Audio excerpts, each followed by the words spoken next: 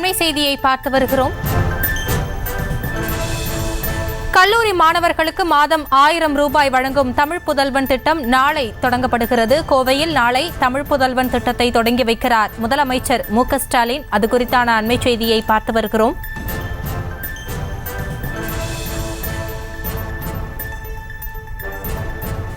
இதுகுறித்த கூடுதல் விவரங்களோடு நேரலையில் இணைந்திருக்கிறார் எமது செய்தியாளர் ராஜேஷ். வணக்கம். தற்பொழுது தமிழ் புதல்வன் திட்டம் நாளை தொடங்கவிருக்கிறது. முதலமைச்சர் மு.க.ஸ்டாலின் தொடங்கவிருக்கிறார். இந்த தமிழ் புதல்வன் திட்டத்திற்கு யார் யாரெல்லாம் விண்ணப்பிக்கலாம், இதனால் யார் யாரெல்லாம் பயன்பெறவிருக்கிறார்கள், விவரங்களை விரிவாக வழங்கலாம்.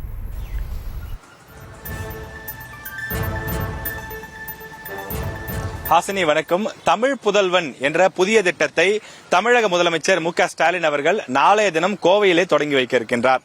இது மாணவர்களுக்கு, அரசு பள்ளியில் படித்த மாணவர்களுக்கு மாதந்தோறும் 1000 ரூபாய் வழங்கக்கூடிய திட்டம். எப்போ வரைக்கும் பாத்தீங்கன்னா அவங்க காலேஜ் முடிக்கிற வரைக்கும், அந்த யூஜி முடிக்கிற வரைக்கும் மாதந்தோறும் 1000 ரூபாய் வழங்கக்கூடிய திட்டம். இந்த திட்டம் எதுக்காக கொடுக்கறாங்க அப்படின்னு பாத்தீங்கன்னா, இந்தியாவிலேயே உயர்கல்வி பயிலக்கூடிய மாணவர்கள் அதிகம் இருக்கக்கூடிய மாநிலமாக தமிழ்நாடு இருக்கின்றது.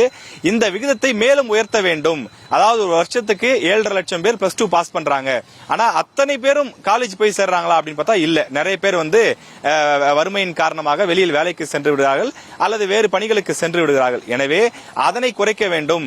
தமிழ்நாட்டில் இருக்கக்கூடிய அத்தனை பேரும் உயர்கல்வி பயில வேண்டும் என்ற ஒரு நல்ல எண்ணத்திற்காக இந்த திட்டம் கொண்டு வரப்பட்டிருக்கிறது. ஏற்கனவே கடந்த ஆண்டு புதுமை பெண் திட்டம் என்ற ஒரு திட்டம் கொண்டு வரப்பட்டு தமிழகத்தில் உள்ள அரசு பள்ளிகளில் படித்த மாணவிகளுக்கு மாதந்தோறும் 1000 ரூபாய் வழங்கப்பட்டு வருகின்றது. எனவே அந்த திட்டம் ஒரு பெரிய சக்சஸ் திட்டமா மாறி இருக்கு. கடந்த சில ஆண்டுகளோடு ஒப்பிடும்போது இந்த 2 ஆண்டுகளில் மாணவிகள் கல்லூரி சென்று படிக்கக்கூடிய மாணவிகளினுடைய எண்ணிக்கை உயர்ந்திருக்கிறது. அதற்கு காரணம் புதுமை பெண் திட்டம் என்று தெரிய வந்திருக்கிறது. எனவே மாணவிகளுக்கு கொடுக்கப்பட்டது போலவே மாணவர்களுக்கும் இந்த திட்டத்தை கொண்டு வரலாம். இந்த திட்டத்தை விரிவுபடுத்தினால் இது தமிழ்நாட்டில் நல்ல பல பயன்களை கொடுக்கும் என தமிழக முதலமைச்சர் முடிவு செய்து இந்த திட்டத்தை விரிவு செய்திருக்கின்றார். எனவே நாளைய தினம் அந்த திட்டம் தொடங்கப்பட இருக்கின்றது. இதில் யார் யார் பயன்பெறலாம் என்பதை நாம் விரிவாக பார்க்கலாம்.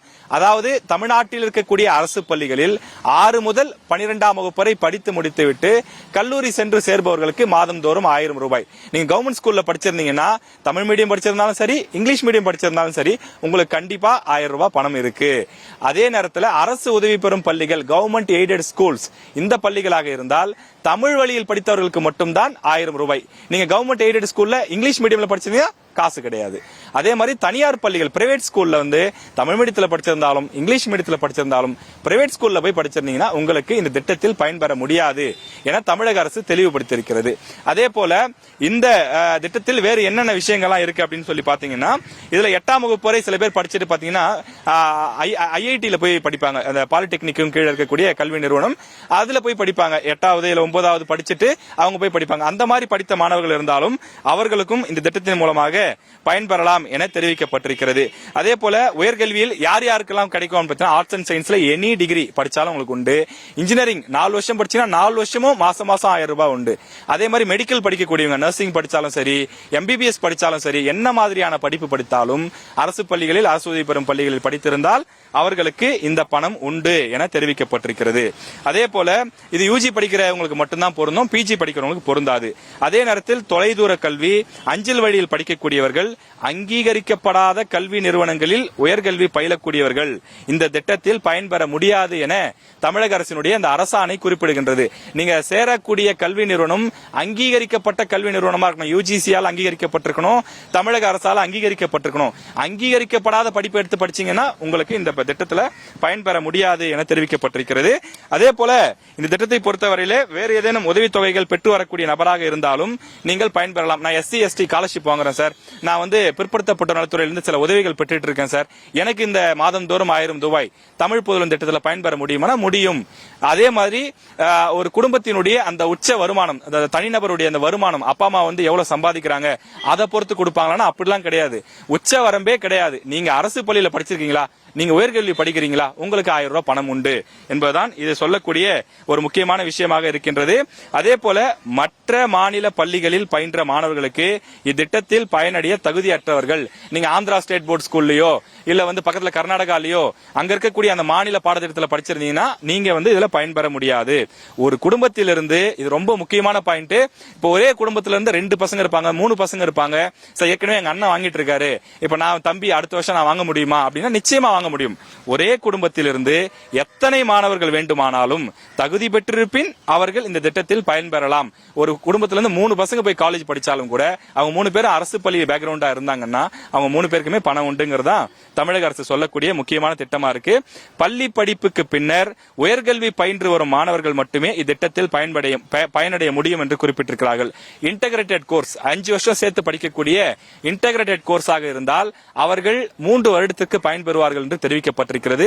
ஒருவேளை நீங்கள் அரசு பள்ளியில படிச்சிருப்பீங்க, ஐஐடியில உங்களுக்கு சீட்டு கிடைக்கும். வேற மாநிலம், இப்ப ஆந்திராலயோ இல்ல வேற எங்கேயாவது இருக்கக்கூடிய ஒரு பெரிய மத்திய அரசினுடைய கல்வி நிறுவனத்திலயோ உங்களுக்கு சீட்டு கிடைக்குது.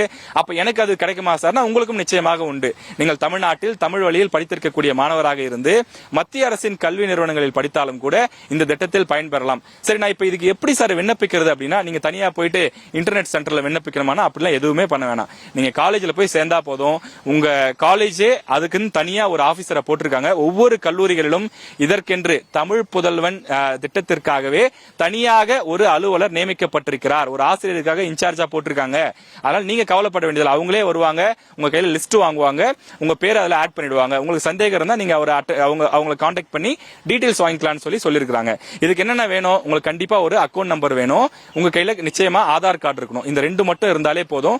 இந்த மாணவர்கள் இந்த திட்டத்தில் பயன்பெறலாம் என தமிழக அரசு சார்பில் தெரிவிக்கப்பட்டிருக்கிறது. மாணவர்கள் இந்த சிறப்பு வாய்ந்த திட்டத்தை பயன்படுத்திக் கொண்டு இதில் பெறக்கூடிய தொகையை கல்வி சார்ந்த விஷயங்களுக்கும் தங்களுடைய உயர்கல்வியை பெருக்கிக் கொள்வதற்கும் தங்களுடைய அறிவாற்றலை பெருக்கிக் கொள்வதற்கும் பயன்படுத்திக் கொள்ள வேண்டும். நல்ல புத்தகங்களை வாங்கி படிக்க வேண்டும்.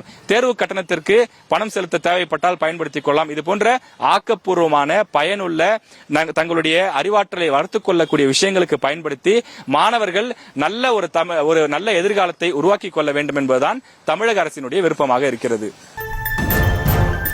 விவரங்களை நேரலையில் இணைந்து வழங்கியமைக்கு நன்றி ராஜேஷ். செய்திகளை உடனுக்குடனும் துல்லியமாகவும் தெரிந்து கொள்ள சப்ஸ்கிரைப் பண்ணுங்க.